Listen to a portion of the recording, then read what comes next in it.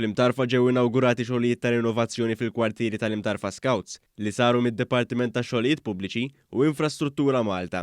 Dawn ix-xogħlijiet raw it-tibdil tad-dawl ta' barra, rinnovar ta' faċilitajiet sanitarji u anke tqejjed ta' pannelli fotovoltaiċi.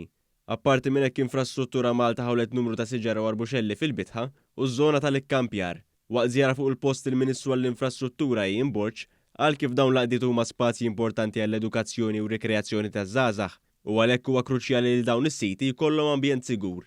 Fuq kollox dan ir-rinnovar huwa xhieda ta' kif il-Gvern għandu għal qalbu l-investiment fil-komunitajiet. Huma xogħlijiet illi fil-kuntest ta' proġetti kbar huma affarijiet żgħar, imma għal dik il-komunità, għal dawn it-tfal, għal min imexxi l-Scouts l-għaqda mhux governattiva jkunu qed jagħmlu differenza u jagħtu allura anke kwalità ta' edukazzjoni informali lill-uliedna u liż-żgħażagħ tagħna. Ix-xogħlijiet mhux se jifqu fl-Imtarfa, hekk kif id-Dipartiment tax-Xogħlijiet Pubbliċi u Infrastruttura Malta huma impenjati li jkomplu jagħmlu differenza pożittiva fil-kwalità tal-ħajja tal-Maltin u l-Awċin kollha.